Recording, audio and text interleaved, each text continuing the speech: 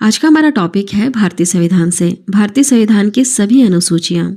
अगर आप किसी भी कॉम्पिटिटिव एग्जाम की तैयारी करते हैं तो इस वीडियो को पूरा देखकर ज़रूर जाइएगा। बहुत ज़्यादा यूज़फुल वीडियो है, नॉलेजेबल वीडियो है। सारे क्वेश्चन के आंसर मैं आप लोगों को डिटेल में कवर करवाऊंगी। अगर आपको ये अनुसूचियाँ नहीं याद होती हैं तो इसे मैं ट्रिक के माध्यम से भी याद करवाऊंगी। लास्ट में क्वेश्चन भी पूछा है मैंने इसी टॉपिक से रिलेटेड, जिसका आंसर आपको कमेंट करके बताना है। तो चलिए शुरू करते हैं फर्स्ट क्वेश्चन से। फर्स्ट क्वेश्चन है, वर्तमान में भारतीय संविधान में कुल कितनी अनुसूचियां हैं? वर्तमान समय में कितनी हैं? 12 अनुसूचियां हैं। लेकिन जब भारतीय संविधान बनकर तैयार हो गया, लागू हुआ, उस समय इतनी अनुसूचियां नहीं थी। उस समय सिर्फ 8 अनुसूचियां थी। बाद में धीरे धीरे संशोधन हुआ और 4 अनुसूचियों को और जोड़ा गया।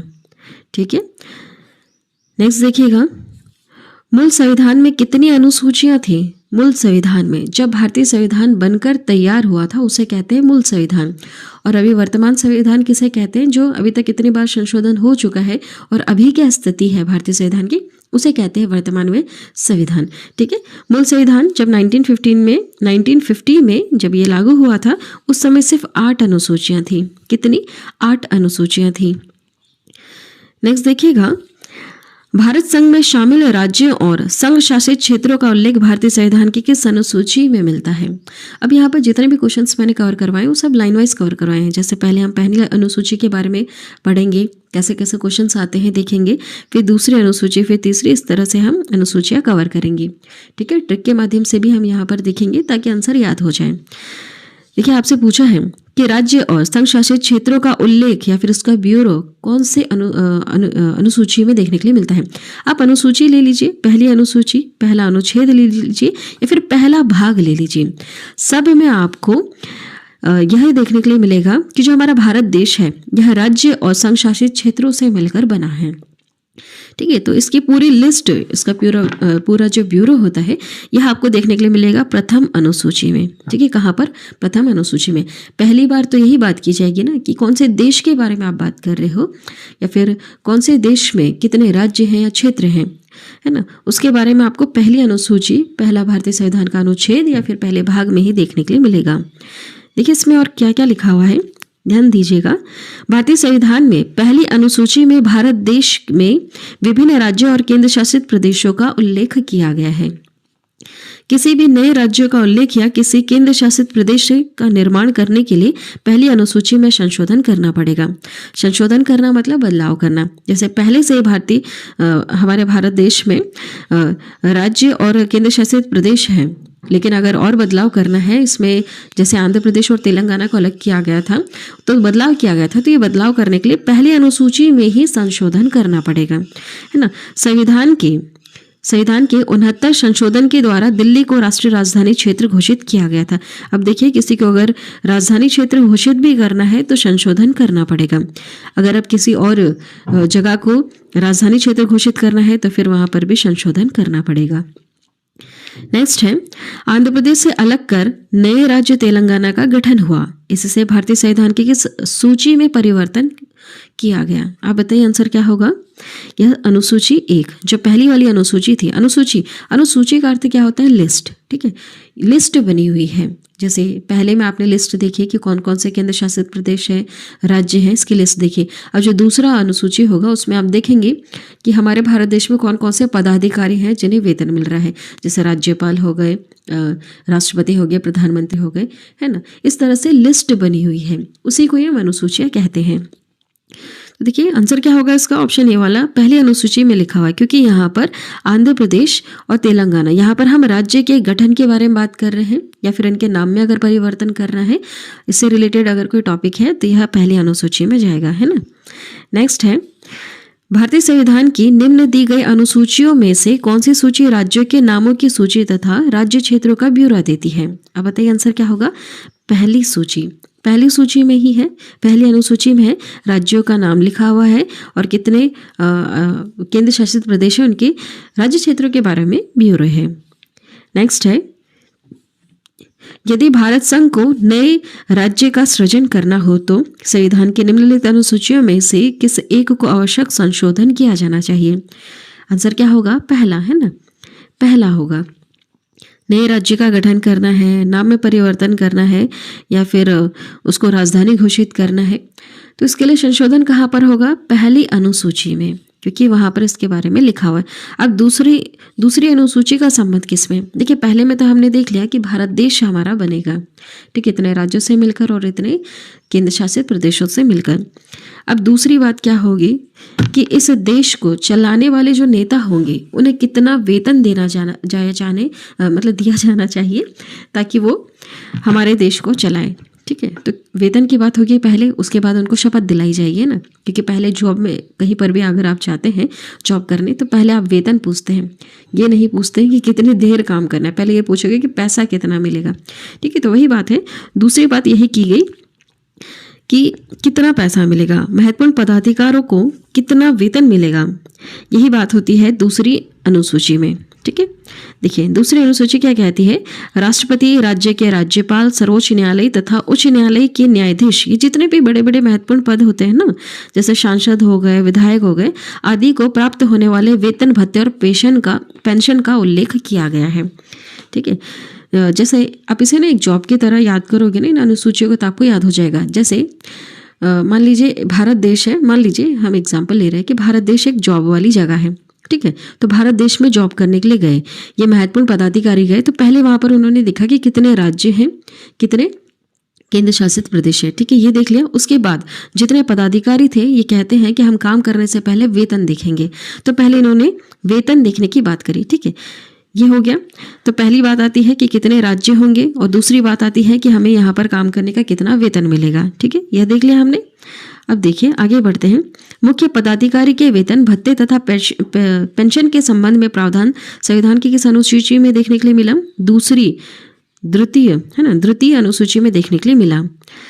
आगे बढ़ेंगे। देखिए भारतीय संविधान की तीसरी अनुसूची का संबंध किससे है? अब तीसरी की बात करते हैं। पहले में देख लिया कितने राज्य हैं, दूसरे में देख लिया कि कितना वेतन मिलेगा यहाँ पर काम करने का, और तीसरी बात होती है कि अगर वेतन फिक्स हो गया है तो अब आपको शपथ लेनी होगी। ठीक है, काम करने के लिए आपको शपथ लेनी होगी कि आप आपका काम अच्छी तरह से करेंगे। तो यहाँ पर शपथ तथा प्रतिज्ञान से रिलेटेड अनुसूची यहाँ पर लिस्ट दी गई है। ठीक है, तीसरे में देखिए इसमें क्या लिखा हुआ है। तीसरी अनुसूची में, संविधान के तीसरी अनुसूची में विभिन्न पदाधिकारी जैसे कि मंत्री, उच्च न्यायालय और सर्वोच्च न्यायालय के न्यायाधीश आदि के द्वारा ली जाने वाली शपथ ग्रहण का प्रावधान किया गया है। ठीक है, एक और बार रिपीट करते हैं। पहले देख लिया कितने केंद्र शासित प्रदेश है। ठीक है, दूसरा देख लिया कि यहाँ पर काम करने का कितना पैसा मिलेगा, कितना वेतन मिलेगा, और तीसरी बात फिक्स हो गया कि हाँ देख लिया भैया कितने क्षेत्र में काम करना है, इतना पैसा मिलेगा, तो हाँ अब शपथ ले ली जानी चाहिए, है ना, काम करने के लिए। तो तीसरे में क्या लिखा हुआ है? शपथ ग्रहण के बारे में लिखा हुआ है। इस तरह से अगर आप याद करेंगे ना कि स्टोरी बना के आराम से याद हो जाएगा और कभी नहीं भूलेंगे। देखिए नेक्स्ट है, संविधान की किस अनुसूची में प्रत्येक राज्यों तथा संघ राज्य क्षेत्र के लिए राज्यसभा में स्थानों के आवंटन की सूची है। यहाँ पे राज्यसभा में, जो राज्यसभा होती है हमारी संसद में, एक लोकसभा एक राज्यसभा है, तो राज्यसभा में कितनी सीटें कहाँ से आएंगी? केंद्र शासित प्रदेश से भी आएंगी, क्योंकि वहाँ पर भी विधायिका होती है, विधानमंडल है, और राज्यों से भी आती है सीटें।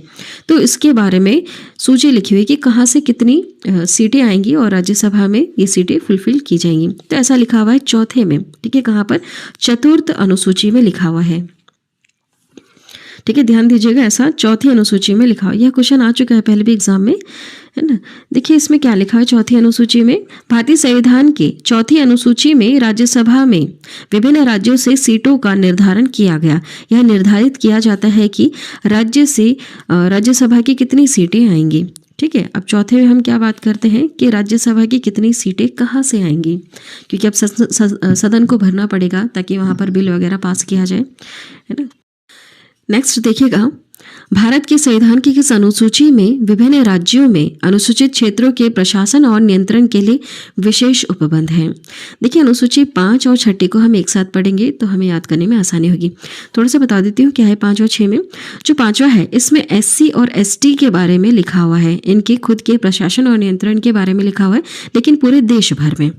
6 में क्या लिखा हुआ है? कुछ विशेष ऐसे राज्य हैं, सारे नहीं हैं, कुछ विशेष ऐसे राज्य हैं पूर्वोत्तर के जिसके बारे में लिखा हुआ है वहाँ की अनुसूचित जनजातियों के बारे में। ठीक है, यही दोनों में फ़र्क है। देखिए, भारत के संविधान की किस अनुसूची में विभिन्न राज्यों में अनुसूचित क्षेत्रों के प्रशासन और नियंत्रण के बारे में विशेष प्रावधान है?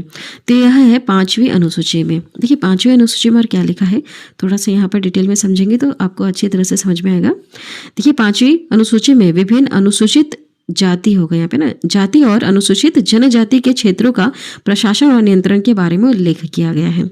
ठीक है, एससी एसटी के बारे में जो पूरे भारत देश में हमारे फैले हुए हैं, उनके प्रशासन और नियंत्रण के बारे में उल्लेख किया गया है।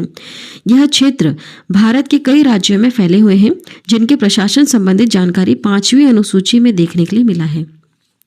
ठीक है, 5वीं में हमें एससी और एसटी के शासन प्रशासन और नियंत्रण के बारे में देखने के लिए मिलता है, और 6ठे में हमें पूर्वोत्तर राज्यों के बारे में देखने के लिए मिलता है। देखिए जैसे अब यहाँ 6ठी अनुसूची से रिलेटेड क्वेश्चन है, निम्नलिखित में से भारत के संविधान के किस अनुच्छेद या अनुसूची का संबंध स्वशासी जिला परिषदों से है?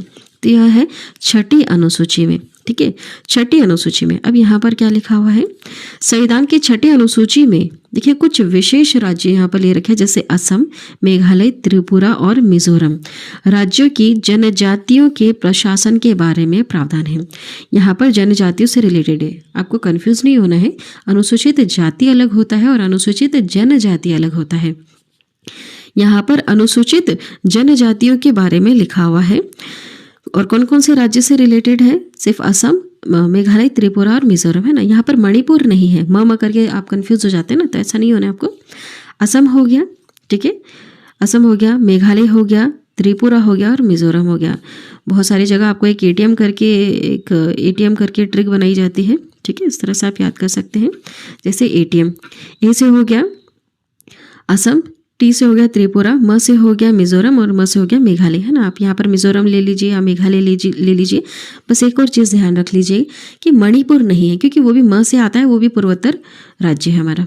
ठीक है, पूर्व की बात हो रही है। पूर्वोत्तर राज्यों में जो जनजाति है ना, उनके प्रशासन के बारे में 6ठी में लिखा हुआ है, 6ठी अनुसूची में लिखा है।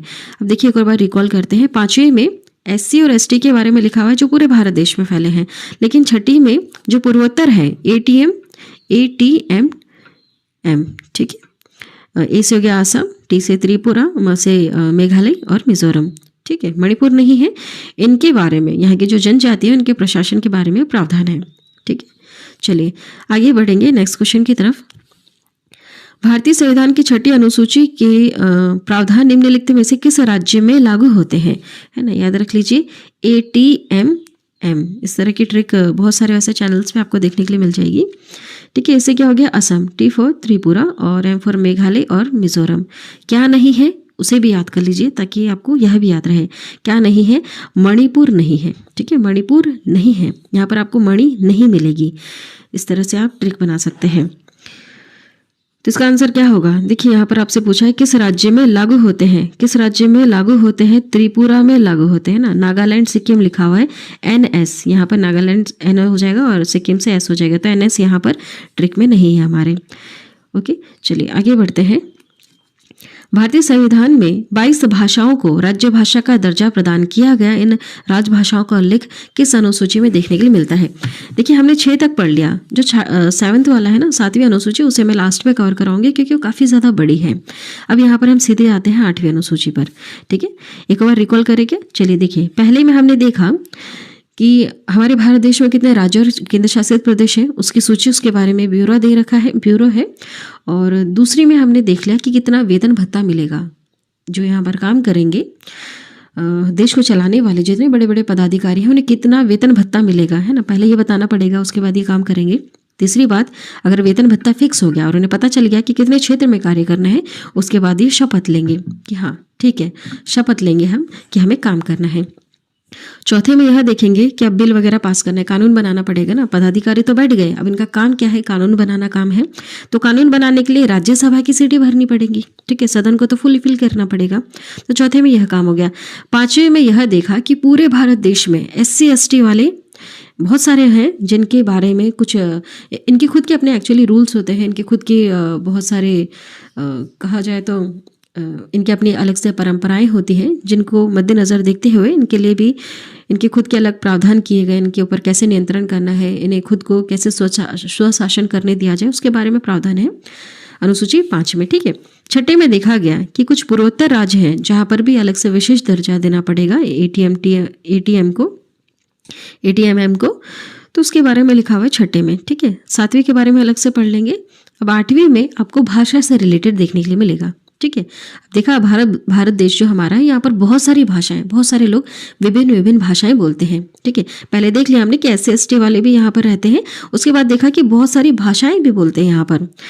8वां पॉइंट क्या है कि बहुत सारी भाषाएं बोलते हैं। तो जितनी 22 भाषाएं बोलते हैं उनके बारे में उल्लेख आपको देखने के लिए मिलेगा 8वीं अनुसूची में, ठीक है। अब इसको भी ध्यान से देखिएगा क्योंकि ये संविधान की सबसे महत्वपूर्ण अनुसूची है। अब हम डिटेल में कवर करेंगे कि 8वीं अनुसूची में क्या लिखा हुआ है। भारतीय संविधान की अगर कोई सबसे महत्वपूर्ण अनुसूची है तो वह 8वीं अनुसूची है ना, 8वीं अनुसूची है। देखिए भाषाओं का उल्लेख किया गया है इसमें। जब संविधान लागू हुआ था तब मूल रूप से सिर्फ 8वीं अनुसूची में 14 भाषाएं थीं, लेकिन अभी वर्तमान में कितनी है, 22 भाषाएं हैं। जब पहली बार संवैधानिक संशोधन किया गया तो एक भाषा को जोड़ा गया, दूसरी बार जब संवैधानिक संशोधन हुआ तो 3 भाषा को जोड़ा गया, और तीसरी बार जब संवैधानिक संशोधन हुआ तो 4 भाषाएं इसमें जोड़ी गई। इस तरह से अभी वर्तमान में टोटल 22 भाषाएं शामिल हैं। कौन कौन सी है इसे भी हम आगे कवर करेंगे, ठीक है। इस पॉइंट को आप याद रखिएगा। पहले एक भाषा जोड़ी गई, फिर 3 भाषा, फिर 4 भाषा। अब कौन कौन से सन में जोड़ी गई और कौन से संवैधानिक संशोधन के द्वारा जोड़ी गई, ये दोनों पॉइंट आपको याद रखनी है। बहुत बार एग्जाम में यह क्वेश्चन आ चुका है। देखिए वर्ष 1967 में सिंधी भाषा को 21वें संविधान संशोधन अधिनियम द्वारा 8वीं अनुसूची में शामिल किया गया। कौन सी भाषा को, सिंधी भाषा को, ठीक है। 1967 में संवैधानिक संशोधन हुआ था और यह कौन सा था, 21वां संवैधानिक संशोधन था। नेक्स्ट देखिएगा 1992 में 71वां संवैधानिक संशोधन अधिनियम आया जिसके द्वारा कोंकणी, मणिपुरी और नेपाली भाषा को शामिल किया गया है ना। 3 भाषाओं को शामिल किया गया। कौन कौन सी, कोंकणी, मणिपुरी और नेपाली।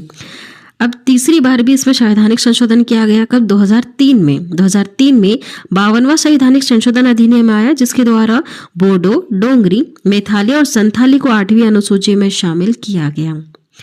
देखिए आपको तीनों बहुत ध्यान से याद रखना है।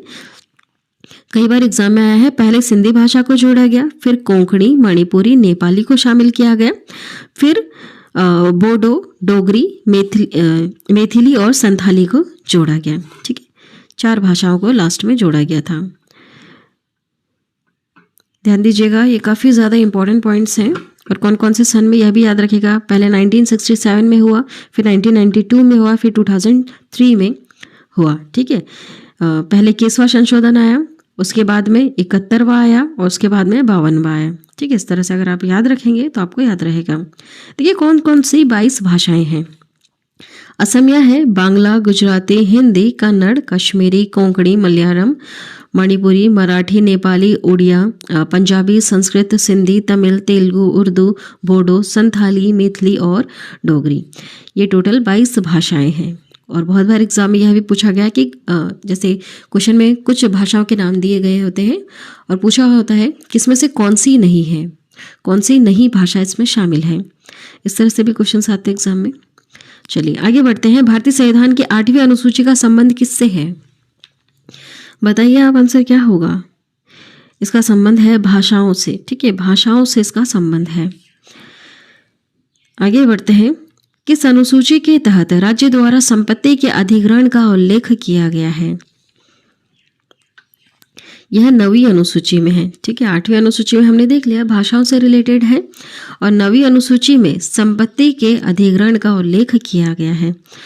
संपत्ति के अधिग्रहण, भूमि सुधार से रिलेटेड आपको ये कहाँ पर मिलेगा प्रावधान, ये आपको 9वीं अनुसूची में देखने के लिए मिलेगा। इसे भूमि सुधार भी कहते हैं। देखिए संविधान की 9वीं अनुसूची संविधान के पहले संविधान संशोधन के द्वारा 1951 में जोड़ी गई, क्योंकि जैसे अभी हमने देखा कि 8 अनुसूचियां ही थी पहले, बाद में 9वीं, 10वीं, 11वीं और 12वीं जोड़ी गई। तो इनको जोड़ने के लिए भी तो संविधान में संशोधन करना पड़ेगा ना।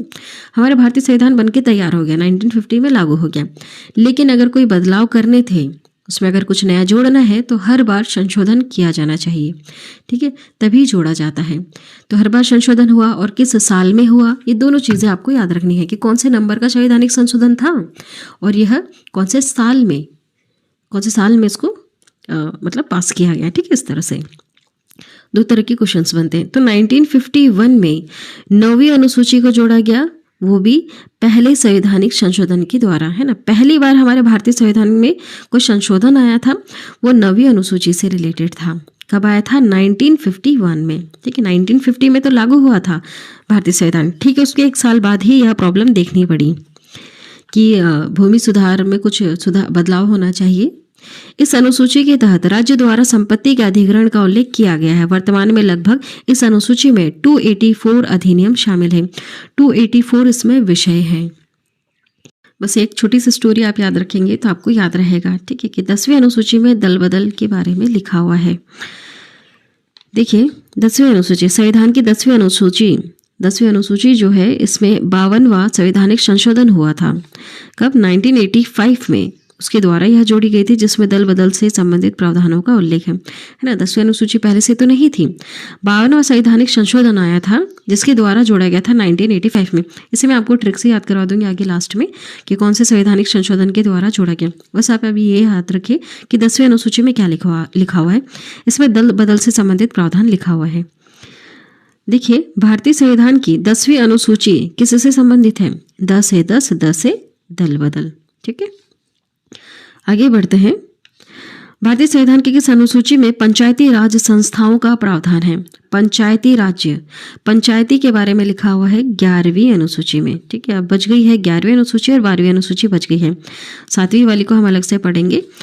11वीं अनुसूची की बात करें, 10वीं में हमने देख लिया दल बदल। अब 11वीं में पंचायती राज के बारे में लिखा हुआ है। गांव में जो पंचायत होती है ना, उसके बारे में लिखा हुआ है। अब जो 12वीं होगी ना, उसमें भी यही लिखा हुआ है, लेकिन नगर के बारे में। 11वीं में हम गांव के बारे में बात करेंगे और 12वीं में हम नगर, शहर के बारे में बात करेंगे, ठीक है। बस यही आपको याद रखना है। 11वीं में आपको पंचायत के बारे में देखने के लिए मिलेगा और 12वीं में नगर के बारे में। अब 11वीं अनुसूची में लिखा है संविधान की 11वीं अनुसूची जो है, इसे भी जोड़ा गया था अलग से 73वें संवैधानिक संशोधन के द्वारा। कब आया था? 1993 में यह जोड़ी गई थी। आपको कहीं पे 93 देखने के लिए मिलेगा, कहीं पे 92 देखने के लिए मिलेगा, 1992 देखने के लिए मिलेगा। तो 1992 क्यों लिखा रहता है? एक्चुअली 1992 में इसको पेश किया गया था। संविधान संशोधन जब करना था ना, तो उसको संसद में इस चीज़ को, इस बिल को पेश किया गया था कि इसमें हमें बदलाव करना है, 11वीं अनुसूची भी जोड़ना है। ये लागू हो गया था 1993 में, इसलिए यहाँ पर 2 सन आपको देखने के लिए मिलते हैं। बाकी आप 1993 याद रखेंगे तो ज़्यादा सही रहेगा, है ना। वैसे दोनों सही है, या तो आप इस तरह से लिखिए 1992 93, है ना, दोनों चीज़ सही है। 11वीं अनुसूची में पंचायती राज का उल्लेख किया गया है। वर्तमान में 11वीं अनुसूची की पंचायती राज से संबंधित 29 विषय शामिल किए गए हैं। कितने विषय हैं इसमें, यह भी याद रखिए, 29 विषय इसमें शामिल है। एक छोटा सा रिवीजन करेंगे। 8वीं अनुसूची के बाद 9वीं अलग से जोड़ी गई थी, 10वीं अलग से जोड़ी गई थी और 11वीं 12वीं अलग से जोड़ी गई थी। देखिए कौन से संवैधानिक संशोधन के द्वारा जोड़ी गई। तो 9वीं वाला जो था, यह पहली बार संवैधानिक संशोधन हुआ था। 10वां जो हुआ था, 10वां था वह 52वां संवैधानिक संशोधन था। अब जो 11वां हमने पढ़ा है, यह 73वां, ठीक है। और जो 12वां जो होगा ना, वह है 74वां संवैधानिक संशोधन। आप याद रखिएगा 1, 52, 73, 74, 1, 52, 73, 74। आप इस डिजिट को याद रखिए, याद हो जाएगा आपको कि कौन सी संवैधानिक संशोधन के द्वारा जोड़ा गया। सन भी हम अलग से याद कर लेंगे, ठीक है। कितने विषय हैं? 29 विषय हैं 11वीं अनुसूची में। नेक्स्ट क्वेश्चन है, भारत के संविधान की किस अनुसूची का मिलान उसकी सामग्री के साथ गलत ढंग से किया गया है? पहली अनुसूची में राज्य और केंद्र शासित प्रदेश के बारे में है, सही है। दूसरी अनुसूची में भाषा के बारे में है क्या? नहीं। 8वीं अनुसूची में भाषाओं के बारे में। दूसरी अनुसूची में तो वेतन भत्ते की बात हो रही है। चौथी अनुसूची में राज्य परिषद में सीटों का आवंटन है, ठीक है, राज्यसभा की सीटों के बारे में है। और तीसरी अनुसूची में शपथ या अभिवचन के बारे में लिखा हुआ है। यहाँ पर दूसरा वाला होगा आंसर, दूसरा वाला गलत ढंग से मिलान है। नेक्स्ट है कि संविधान संशोधन अधिनियम के द्वारा भारतीय संविधान में 9वीं अनुसूची जोड़ी गई। 9वीं अनुसूची को, है ना, अभी मैंने आपको एक डिजिट याद कराई थी, 1, 52, 73, 74, है ना। इसके जो पहला वाला है, इसमें 9वीं अनुसूची जोड़ी गई। जो 52 वाला था, इसमें 10वीं, फिर 11वीं और ये 12वीं। इस तरह से आप याद रखिएगा, है ना। ये सब संवैधानिक संशोधन के कि कौन सा संवैधानिक संशोधन आया था। ये जो पहला आया था, इसमें 9वीं अनुसूची जोड़ी गई थी। उसके बाद जो 52 नंबर का था 52वां संवैधानिक संशोधन आया था, इसमें 10वीं अनुसूची जोड़ी गई थी। उसके बाद जो 73वां आया था इसमें 11वीं अनुसूची जोड़ी गई थी। उसके बाद जो 74वां संवैधानिक संशोधन आया था उसमें 12वीं अनुसूची जोड़ी गई थी, है ना। डिजिट याद रखिएगा, देखिए एक बार 1, 52, 73, 74। चलिए इसका आंसर क्या होगा फिर, किस संवैधानिक संशोधन अधिनियम द्वारा भारतीय संविधान में नवी अनुसूची जोड़ी गई? नवी अनुसूची पहली संवैधानिक संशोधन के तहत जोड़ी गई थी, ठीक है। कोई बात नहीं। चलो देखिए, नवी अनुसूची, संविधान की नवी अनुसूची संविधान के पहले संवैधानिक संशोधन के द्वारा 1951 में जोड़ी गई थी, है ना। कैसे याद रखेंगे आप 1951? जैसे 1950 में तो हमारा भारतीय संविधान लागू हुआ था, ठीक उसके एक साल बाद 1951 में ही पहला संवैधानिक संशोधन आया था, उसके द्वारा जोड़ी गई थी। इस अनुसूची के तहत संपत्ति के अधिग्रहण का उल्लेख किया गया। वर्तमान में 284 अधिनियम इसमें शामिल है, ठीक है, संपत्ति के अधिग्रहण के बारे में, या फिर भूमि सुधार आप कह सकते हैं। नेक्स्ट देखिएगा, 52वां संविधान संशोधन अधिनियम आया था, कब आया था? 1985 में। कौन से अनुसूची को भारतीय संविधान में शामिल किया गया? कौन सा किया गया था? 10वीं अनुसूची को, है ना। देखिए 1, 52, 73 और 74, ठीक है। यहाँ पर आप लिख लीजिए 9, 10, 11, 12। बस ये कुछ डिजिट्स आपको याद रखने, इस तरह से आपके आंसर करेक्ट हो जाएंगे। देखिए अब 10वीं अनुसूची में क्या लिखा है, संविधान की 10वीं अनुसूची जो 52वां संवैधानिक संशोधन के द्वारा 1985 में जोड़ी गई थी, जिसमें दल बदल से संबंधित प्रावधान का उल्लेख है ना। दल बदल के बारे में देख लिया हमने, 10 है 10वीं, 10 है दल बदल। नेक्स्ट है 73वां संविधान संशोधन अधिनियम द्वारा भारतीय संविधान में कौन सी अनुसूची जोड़ी गई? कौन सी अनुसूची इसमें जोड़ी गई थी? 11वीं अनुसूची जोड़ी गई थी। और 11वीं में आपको पंचायती राज व्यवस्था के बारे में देखने के लिए मिलता है। देखिए संविधान की 11वीं अनुसूची 73वें संविधान संशोधन अधिनियम जो आया था 1993 में, 1993 में जो आया था, इसके द्वारा जोड़ी गई थी। 11वीं अनुसूची में पंचायती राज का उल्लेख है। किसके बारे में? पंचायती राज का उल्लेख किया गया है। वर्तमान में 11वीं अनुसूची में पंचायती राज से संबंधित 29 विषय इसमें शामिल किए गए हैं, है ना। चलिए आगे बढ़ते हैं। नेक्स्ट है 74th संवैधानिक संशोधन, जो 74वां संवैधानिक संशोधन अधिनियम आया था, इसके द्वारा भारतीय संविधान में कौन सी अनुसूची जोड़ी गई थी? कौन सी जोड़ी गई थी? 12वीं अनुसूची जोड़ी गई थी। कौन सी? 12वीं अनुसूची जोड़ी गई थी। देखिए संविधान की 12वीं अनुसूची, संविधान की जो 12वीं अनुसूची है, यह 74वें संवैधानिक संशोधन द्वारा 1993 के द्वारा जोड़ी गई। संविधान की 12वीं अनुसूची में शहरी क्षेत्र के स्थानीय शासन यानी नगर पालिकाओं का उल्लेख किया गया है। 12वीं अनुसूची में वर्तमान में नगर पालिकाओं के पास 18 विषय शामिल किए गए हैं। देखिए हम यहाँ पर 11वीं और 12वीं अनुसूची को अगर देखें तो 11वीं में आपको पंचायती राज व्यवस्था के बारे में देखने के लिए मिलेगा, और 12वीं में अब देखिए पंचायती राज व्यवस्था गांव में होती है। गांव में देख ले, अब शहर में भी देखना पड़ेगा, तो शहर में आती है नगर पालिकाएं। शहर में क्या आती है? नगर पालिकाएं, ठीक है। गांव का भी देख लिया, उसके बाद शहर का भी देख लिया। गांव का पंचायती राज और शहर का नगर पालिका, है ना। इस तरह से आपको 11वीं 12वीं एक साथ याद हो जाएगी। और संवैधानिक संशोधन भी इसका इजी है। यहाँ पर 73 और यहाँ पे 74 है ना। 11वीं का 73 और 12वीं का 74, 73, 74। और सन तो सेम है, 1993, 1993 सेम है। चलिए अब बात करते हैं हम 7वीं अनुसूची के बारे में। लास्ट में ध्यान से पूरा जरूर देखिएगा, क्योंकि लास्ट में एक बार रिवीजन भी कराऊंगी और सारी अनुसूची को मैं ट्रिक के माध्यम से भी याद कराऊंगी। और लास्ट में क्वेश्चन भी पूछा है जिसका आंसर आपको कमेंट करके बताना है। देखिए 7वीं अनुसूची में क्या लिखा हुआ है। अब 7वें में यह लिखा हुआ है कि यहाँ पर ना टकराव हो रहे थे। हमारे भारत देश में 2 सरकारें, केंद्र सरकार और दूसरी राज्य सरकार, दोनों कानून बनाती हैं। जो केंद्र बनाती है ना भारत सरकार हमारी, वो पूरे भारत देश में लागू होते हैं। लेकिन जो राज्य सरकार बनाती है वो अपने ही राज्य के लिए बनाती है, पूरे भारत देश में लागू नहीं होगा वो, है ना। तो उनके पास कुछ विषय होंगे कि भैया आपको किस टॉपिक पर बनाना है, तो इसी विषय के बारे में यहाँ पर लिखा हुआ है कि संविधान की 7वीं अनुसूची केंद्र और राज्य के बीच में विभिन्न शक्तियों के बंटवारे के बारे में जानकारी देती है। यह बहुत ही ज़्यादा महत्वपूर्ण है। 7वीं अनुसूची 3 सूचियों का प्रावधान किया गया है, जो इस प्रकार है: संघ सूची, राज्य सूची और समवर्ती सूची। बस इसी के बारे में यहाँ पर डिटेल में लिखा हुआ है। शॉर्ट में जो आपको मैं बताऊंगी वही सब कुछ उसमें लिखा है। देखिए देख लिया हमने यहाँ पर कि केंद्र और राज्य के बीच में जो पावर्स होती हैं कि कौन से टॉपिक पर आपको कानून लेकर आना है, उसके बारे में, शक्तियों के बारे में बंटवारा है, ताकि टकराव ना हो, आपसी लड़ाइयाँ ना हो। क्योंकि केंद्र सरकार और राज्य सरकार के अगर एक ही टॉपिक पर वो कानून बना देगी तो राज्य सरकार बोलेगी कि नहीं, यह कानून हमारे यहाँ नहीं चलेगा, हमने यहाँ पर कानून बना रखा है अपना अलग से। इस तरह से टकराव ना हो, इसलिए इनको यहाँ पर अलग से लिस्टेड करके इनको कुछ विषय दे दिए गए हैं। संघ सूची में, संघ लिखा हुआ ना, संघ का अर्थ होता है केंद्र। यहाँ संघ सूची में कुछ विषय हैं जहाँ पर हमारे केंद्र सरकार कानून बनाएगी। राज्य सूची में जो राज्य सरकारें हैं वह, उनको कुछ टॉपिक्स दे दिए गए हैं कि आप इनसे रिलेटेड ही कानून बना सकते हैं।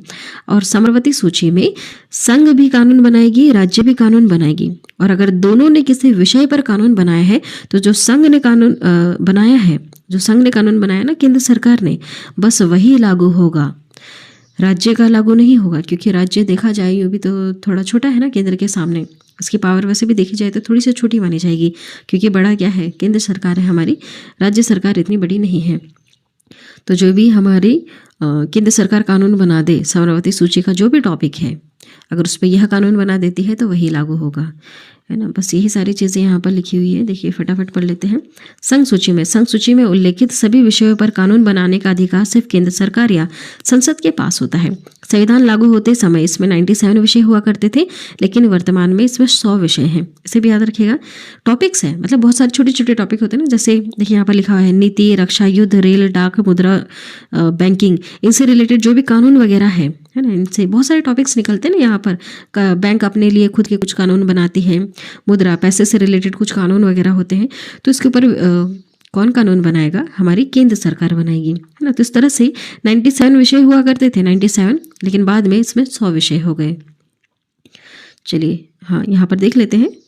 सभी राष्ट्रीय महत्व के विषय संघ सूची में आते हैं। जो भी राष्ट्र को महत्व देते हैं ना, उससे जुड़े हुए सारे विषय इसमें देखने के लिए मिलते हैं।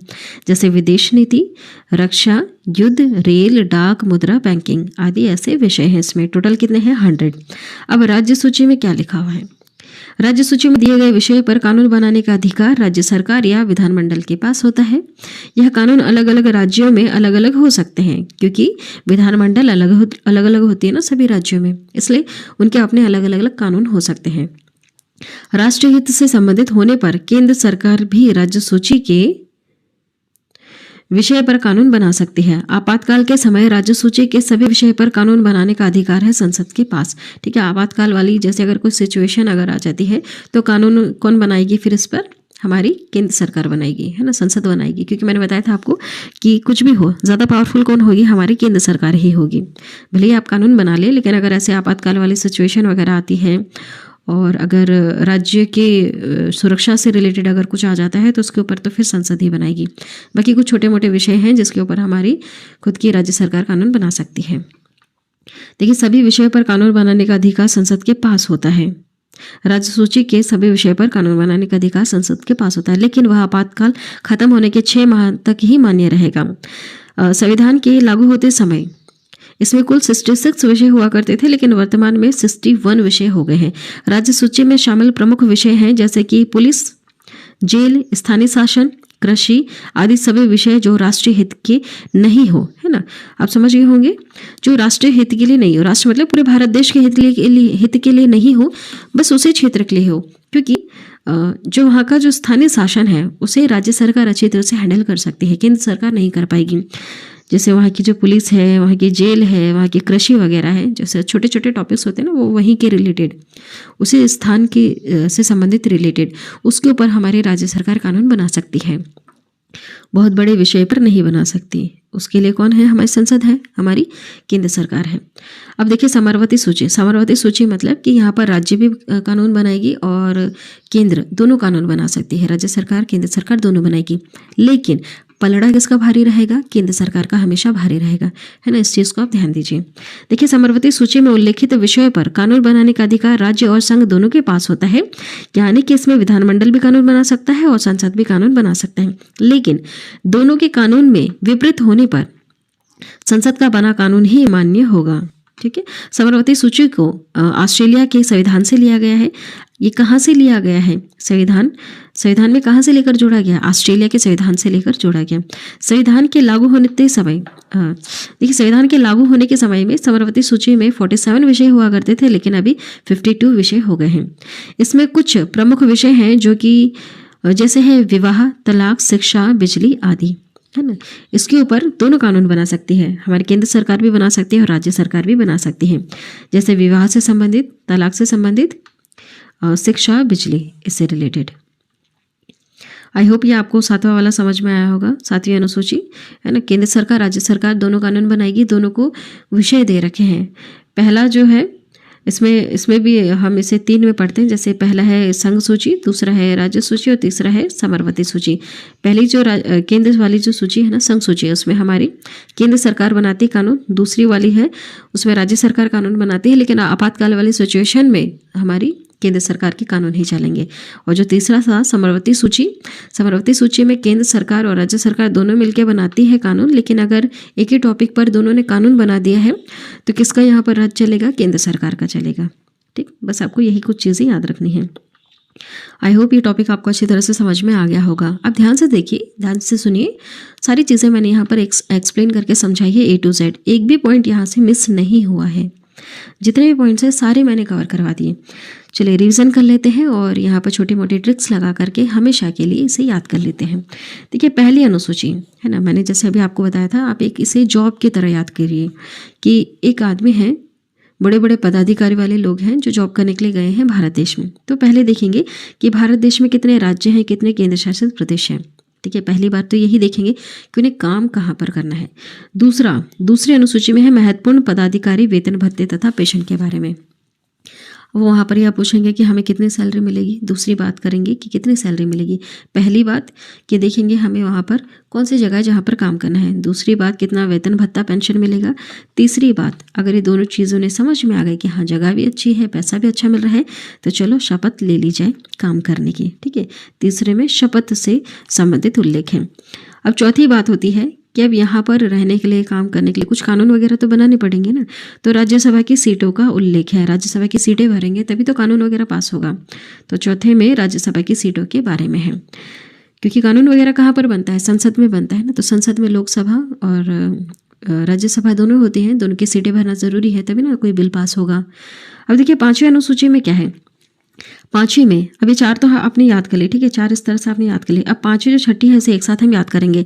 5वीं छठी में आपको SC और ST के बारे में देखने के लिए मिलेगा। अनुसूचित जाति और जनजातीय क्षेत्रों के प्रशासन और प्रशासन का उल्लेख है। लेकिन जो छठी अनुसूची है इसमें क्या याद किया था हमने? ATMM है ना, ATMM। A से क्या असम, T से त्रिपुरा, M से मेघालय और M से मिजोरम। मणिपुर नहीं है। ठीक है, इनकी जनजातियों के प्रशासन के बारे में लिखा हुआ है ATMM, है ना। चलिए अब देखिए 7वीं अनुसूची में क्या है। 7वीं में जो हमने अलग से पढ़ा था, 7वीं में जैसे अभी आपको बताया हमने, 7वीं से स और स से आप समरवती, इस तरह से आप याद रख सकते हैं। समरवती सूची भी हमने देखी थी। इसमें केंद्र और राज्य के बीच में शक्तियों का बंटवारा है, पावर डिस्ट्रीब्यूट की गई है कि आप किस पे कानून बनाएंगे और आप किस पे कानून बनाएंगे, ताकि टकराव कम हो। 8वीं अनुसूची में भाषाओं का उल्लेख है। 8वीं अनुसूची में भाषाओं का उल्लेख है। पहले 14 भाषा हुआ करती थी और अभी वर्तमान में 12 भाषा हो गई हैं। ठीक है, तो 14 भाषा में कैसे कैसे जोड़ा गया? पहले एक भाषा को जोड़ा, फिर 3 भाषा को जोड़ा, फिर बाद में 4 भाषाओं को जोड़ा, है ना। इस तरह से मैंने आपको याद करवाया था। अब 9वीं अनुसूची में हम बात करेंगे। 9वीं अनुसूची, अब देखिए, अब हम इसे एक साथ याद करेंगे इन चारों को, क्योंकि ये संवैधानिक संशोधन करके जोड़ी गई थी। जो 9वीं अनुसूची, इसमें भूमि सुधार से संबंधित प्रावधान है। 10वीं अनुसूची में दल बदल से है। 11वीं अनुसूची में पंचायती राज्यों का है, पंचायती राज के बारे में है। और 12वीं अनुसूची में नगर निकायों का प्रावधान है। ठीक है, 9वीं में भूमि सुधार से रिलेटेड, 10वीं में 10 से 10वीं, 10 से दल बदल। 11वीं 12वीं के एक साथ याद करेंगे। जैसे 11वीं में पंचायती, गांव में जो पंचायत होती है उनके बारे में प्रावधान है। और 12वीं में अब गांव वालों का तो प्रावधान कर दिया गया है, अब शहर वालों ने बोला अब हमारे लिए भी कुछ प्रावधान कीजिए, तो फिर शहर वालों के लिए नगर पालिकाएं जो होती हैं उनसे रिलेटेड यहाँ पर प्रावधान है।